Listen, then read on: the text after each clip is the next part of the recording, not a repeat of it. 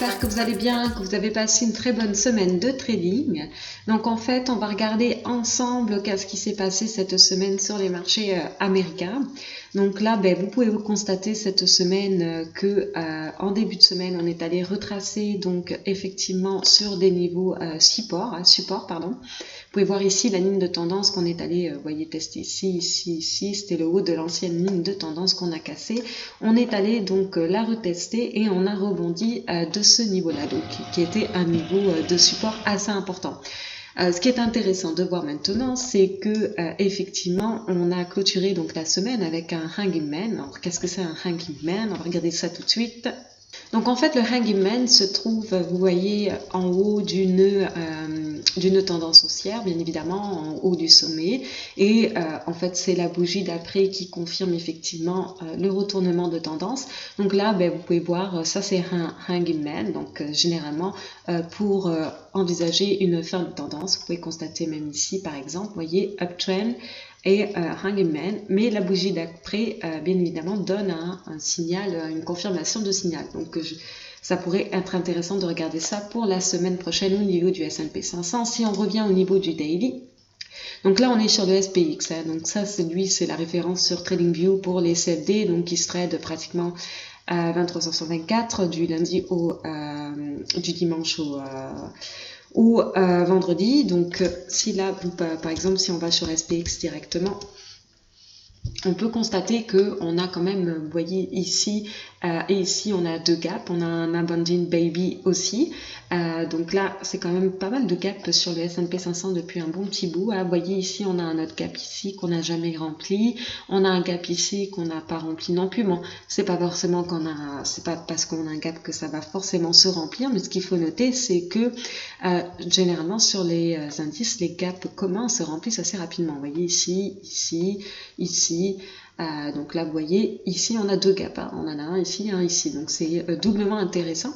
Et là, même si je fais, vous voyez, si j'arrive un peu plus haut, ce qui est intéressant, c'est que là, on est allé tester donc cette ligne, le haut de la ligne. Vous voyez ici, par exemple, sur le channel, parce que là, on a celle-ci, bien évidemment, qu'on est allé tester, qu'on avait cassé il y a un petit bout de temps, mais ici on a comme une sorte de channel. Donc là en fait on est en train de tester le haut du channel une seconde fois. Vous pouvez constater que bon, on n'a pas forcément fait un nouveau plus haut, mais presque, pratiquement on a presque testé le dernier plus haut. Bon, le RSI est pas très élevé non plus, donc c'est quand même assez intéressant. Donc c'est à voir pour la semaine prochaine. C'est vrai que potentiellement si on n'arrive pas à passer au-dessus donc de cette ligne de tendance ici, excusez-moi, je vais enlever ça. Si on repasse en dessous d'ici, j'irai donc effectivement remplir le gap et aller tester l'autre niveau vers ici dans un second temps. Donc aller chercher le deuxième gap et ensuite potentiellement retester le haut de la trendline ici. Cependant, si on arrive à clôturer au-dessus de cette ligne de tendance là, on peut même aller rajouter des points pivots. Potentiellement, vous voyez ici, on a vers 3178, on a la R1, résistance 1 sur les points pivots. Donc ça peut être intéressant de voir ça pour la semaine prochaine. Donc voilà, donc ça c'est au niveau du S&P 500. Ce qu'il faut noter, c'est que cette semaine aussi, cette poussée aussi qu'on a eu vendredi, il faut aussi l'expliquer, c'est que, vous le savez, on a eu les résultats du FNP. Donc, on va aller regarder ça ensemble. Donc là, je suis sur le site de Investing. Donc, vous voyez, je suis sur la partie du Economic Calendar pour voir les dates économiques assez importantes sur les marchés. Donc, si je descends un petit peu. Allez. Alors, donc le NFP, c'est il est où? Excusez-moi, il est ça c'est le private. Voilà, le non-farm payrolls. Donc en fait, on avait La dernière fois, les résultats étaient de 156 000. Là, le forecast était de 186 000. Bien évidemment, le marché a pricé par rapport au forecast. Donc, les économistes avaient un certain consensus sur le chiffre, différents analystes économiques. Et finalement, le chiffre a explosé. On a fait un 266 000 de création d'emplois, ce qui est quand même beaucoup plus, pratiquement 70 000 de plus, c'est quand même 80 000 même, c'est quand même assez intéressant de voir ça. Il en est de même pour le privé, hein, vous voyez, on était dans les prévisions de 175 000, on a fait finalement 254 000, ce qui était assez intéressant aussi. Maintenant, ce qu'il faut noter, c'est que la semaine prochaine, on a le FOMC mercredi, comme d'habitude. Donc lui, en fait, là, si on peut regarder, par exemple, le Average Hourly Earnings, c'est à peu près le taux horaire sur les salaires aux États-Unis. Vous pouvez voir que là, le précédent, c'était 3,2%. Là, on a eu 3%. Et qu'est-ce qui s'est passé dans les chiffres réels? C'est 3,1%. Donc c'est à peu près la même chose, donc pas vraiment de grande surprise. Cependant, ce qui est intéressant de noter pour le FOMC, c'est que bon, ben là on reste stable, mais que le taux d'inflation actuel est de 1,6%. Alors que généralement le taux universel, le taux en fait arbitraire, c'est quand même 2%. Donc voilà, donc maintenant une hausse de taux. Ça, je sais pas, je suis pas non plus forcément économiste, mais c'est vrai qu'étant donné qu'on n'est pas non plus au-dessus de 2%, une hausse de taux, même si on a eu une création d'emplois assez importante, le taux horaire des ménages n'a pas forcément évolué de manière assez importante. Donc c'est vrai que si eux, leur taux horaire aurait augmenté de manière assez importante, cela voudrait dire qu'ils auraient plus de pouvoir d'achat, donc une consommation potentiellement plus élevée dans le futur, donc une inflation, mais là, pour l'instant, c'est plus steady. Donc voilà, donc pour l'instant, on a une différence entre le 2% et le 1,6% de 0,4. Donc voilà, donc ça, c'était la petite partie économique. Si on regarde rapidement au niveau du Dow Jones, c'est approximativement la même chose, hein. Vous voyez ici, bon ben là on a presque un triple top, hein. Ici, vous voyez ici on a quand même un RSI qui est quand même très peu élevé, qui n'arrive pas non plus à pousser aussi vite que la poussée qu'on a eue vendredi. On a aussi un abandon baby, donc c'est vrai que éventuellement si on repasse en dessous de cette ligne ici, j'irai éventuellement tester ce niveau ici dans un premier temps. Donc voilà, donc ça c'est au niveau du Dow Jones. On peut regarder par rapport au Dow Jones de transport, vous pouvez voir qu'il y a toujours la divergence, hein. Vous voyez, le Dow Jones, lui, il arrive vraiment pas à pousser autant que le Dow Jones industriel, hein, comme vous pouvez voir. Donc la divergence persiste. Et au niveau du Nasdaq, si on regarde actuellement, donc c'est pareil. Vous voyez ici quand même une certaine... on n'arrive pas forcément à pousser à ce niveau-là. Et donc maintenant, on va voir sur les mêmes niveaux de toute manière, approximativement. Si on arrive à pousser en dessous de ça, j'irai potentiellement chercher les prochains ici. Et progressivement, le prochain niveau vers ici. Cependant, si on arrive à maintenir ici, on peut aussi éventuellement encore faire un niveau plus haut et aller peut-être tester ces R1 ici. Donc, c'est quand même quelque chose qu'il faut vérifier pour la semaine prochaine. Si on regarde au niveau des secteurs, le secteur financier a fait un niveau plus haut. Lui, par contre, dans son cas, je vais enlever les pivots, ça sera plus clair. Là, vous pouvez voir qu'au niveau, actuellement, vous voyez ici, on est encore en train de tester la résistance. Donc, c'est vrai que s'il y a un certain nombre de positions short actuellement, si on arrive à casser et pousser, si le smart money veut vraiment pousser le stock, pardon, pas le stock, mais si ils veulent vraiment que ça monte encore plus haut, ces gens-là vont se retrouver squeezés.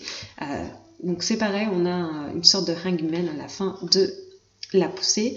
Et là, actuellement, on a fait un nouveau plus haut sur une divergence de RSI pour le secteur financier. Donc, est-ce qu'on va rentrer à l'intérieur de cette résistance ici pour aller de nouveau tester le support, ou finalement, est-ce qu'on va casser avec du volume assez important? Donc c'est à voir la semaine prochaine qu'est-ce qui va se passer. Au niveau du secteur de la santé, c'est aussi un secteur assez important. On a toujours la ligne droite. On a fait un nouveau plus haut. Cependant, on a une petite divergence ici au niveau du RSI. Donc, vous voyez, donc lui c'est pareil. Hein, on va voir si ça va faire un abandon baby, c'est-à-dire est-ce que finalement lundi on va gaper down, c'est-à-dire ça ferait un abandon baby dans l'autre sens aussi. Donc si on arrive à passer en dessous, j'irai tester donc ces niveaux-là et potentiellement ce niveau-là. Donc voilà, au niveau de XLV. Ensuite, pour les stocks individuels, vous savez, pour Apple, j'étais short la semaine dernière. Donc là, effectivement, on a cassé, on est allé tester donc un niveau support au niveau de Apple. Et voyons ici. Et on a rebondi du niveau support. Cependant, on a fait pareil un nouveau plus haut sur une divergence. Donc, je ne passe pas non plus forcément à l'achat dans ces niveaux-là sur Apple pour la simple et bonne raison que vous voyez bien qu'on a une poussée depuis quelques semaines maintenant assez importante depuis quelques temps et que là, on s'est quand même écarté pas mal des moyennes de prix depuis un bon petit moment. Et on a clôturé avec une bougie un peu de hanging man. Donc, Apple... pas forcément une position d'achat que j'aime, mais c'était une position short que j'appréciais. Donc maintenant, c'est la question, c'est est-ce qu'on va re-rentrer en dessous de cette résistance ici? Quand même, on avait quand même un volume assez intéressant vendredi. Cependant, on a eu quand même une certaine divergence. Donc c'est vrai qu'on va aller voir les points pivots, par exemple. On a la résistance 1 qui se trouve aux alentours de 273,69. Donc, est-ce qu'on va aller tester cette résistance-là? Et ensuite, vous voyez, pouvoir les tester aussi au niveau du RSI. On va voir qu'est-ce que ça va donner. Mais de toute manière, je n'achète pas pour l'instant Apple à ce prix-là. Je préférais une petite correction, effectivement, avant de repartir dessus. Donc voilà, ça c'était au niveau de Apple. Ce qu'on peut regarder, c'est au niveau du gold aussi. Donc là, il y a beaucoup de choses là, dans le gold. Là, vous pouvez voir, je vais juste enlever ça. On va enlever les points pivots.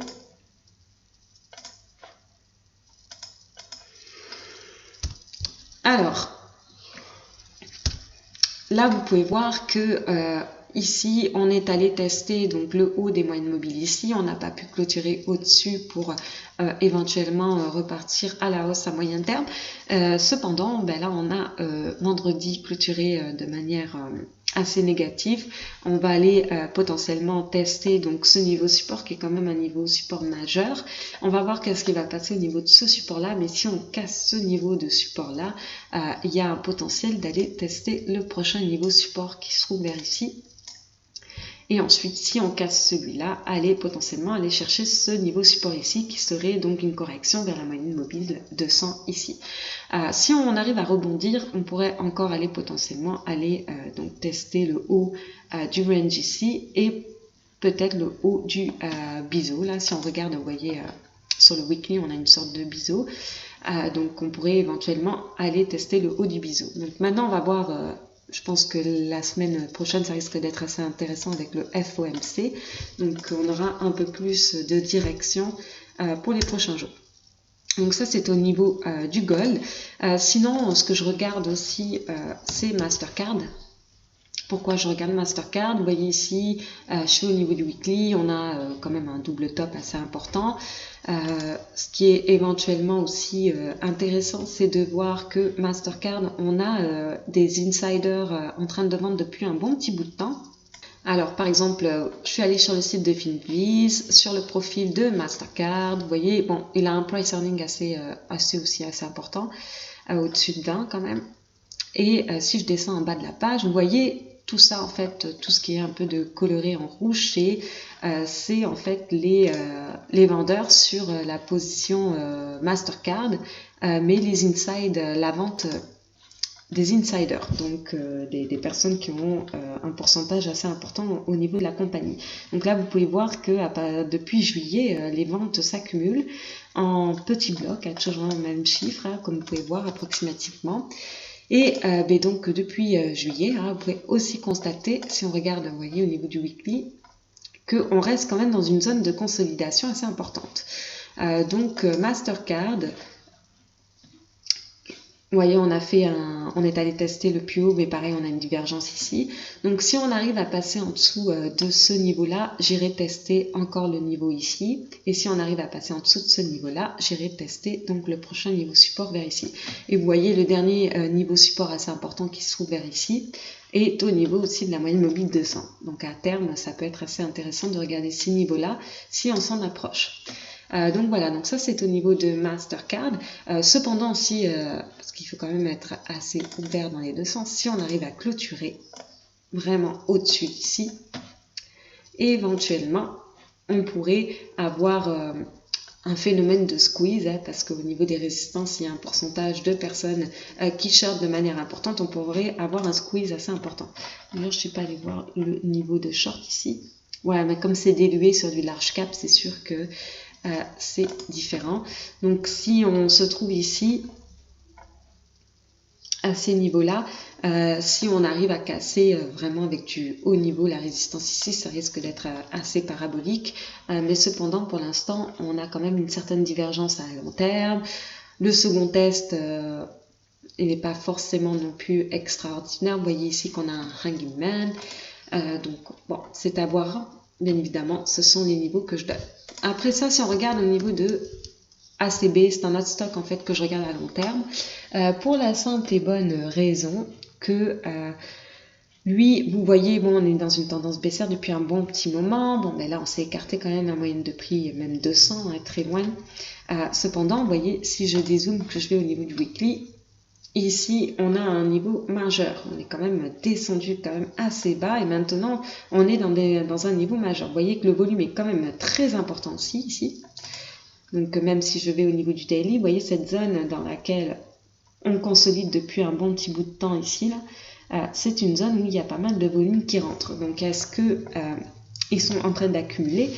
C'est une bonne question. Ce que j'aime aussi dans ce stock-là, c'est que si je vais sur ACB, le profil Short Vise, c'est que là, finalement, le price earning a baissé vers 11,25, alors que quand il était, vous voyez ici, dans la bulle, là, complètement de la bulle, où il y a eu toutes les spéculations au niveau de la légalisation du cannabis, jusqu'à temps que ça se légalise et que ça se stabilise, tous les stocks étaient pas mal overpricés. Et donc, quand on était vers cette zone ici, ce chiffre-là était vers 25-27, donc qui était vraiment surévalué. Et il s'est corrigé, donc maintenant moi, ma question c'est que ce serait intéressant si ça se corrige par rapport à sa valeur intrinsèque, donc sa vraie valeur. Donc éventuellement j'aimerais une cassure au-dessus de ce niveau-là pour aller tester dans un premier temps toutes ces moyennes mobiles ici, et si on arrive à clôturer au-dessus de toutes ces moyennes mobiles ici, repartir pour du long terme sur le cannabis. Donc voilà. Donc ça, ce qui était aussi intéressant de voir, je vais juste vous montrer assez rapidement. Alors, oui, j'ai oublié de le montrer, c'est que en fait, ce qui était les pubs sur Finviz, voilà. Vous voyez ici, le niveau en fait de short float est de 16%, c'est quand même un niveau assez important. Le short ratio est de 7, donc cela veut dire qu'il faut 7 jours pour couvrir les positions short, donc c'est deux niveaux qui sont quand même assez importants pour un short squeeze, c'est-à-dire un short squeeze, c'est-à-dire un retournement de bien évidemment de tendance, si en fait on a quelques acheteurs assez intéressants qui rentrent en position, finalement ça risque d'être assez intéressant pour la simple et bonne raison que eux vont être poussés à clôturer leur position short, ce qui veut dire que quand on a un 7 au-dessus de 5, c'est un niveau assez important, et cela veut dire que ça pousserait certainement ceux qui sont en position short de clôturer leur position, ce qui pousserait effectivement un peu plus le stock aussi à la hausse assez rapidement. Donc ça c'est intéressant, mais ce qui est intéressant c'est que l'intégrer pour, vous voyez, pour le short volume, lui au niveau du daily, vous voyez, il y a quand même une baisse d'intérêt. On a quand même des gens, des positions short qui quand même maintiennent leur position depuis un bon petit bout de temps, parce que ce chiffre-là, il perdure depuis un bon petit bout de temps. Cependant, on commence à avoir un intérêt, vous voyez, progressif qui baisse ici. Une courbe, vous voyez, de plus en plus baissière au niveau des shorts. Donc, c'est quand même assez intéressant aussi à prendre en considération pour un retournement à terme. Ensuite, dernière petite chose que je voulais voir, c'était au niveau aussi du VIX. J'en ai pas parlé au début. D'habitude, j'en parle au début avec le S&P 500.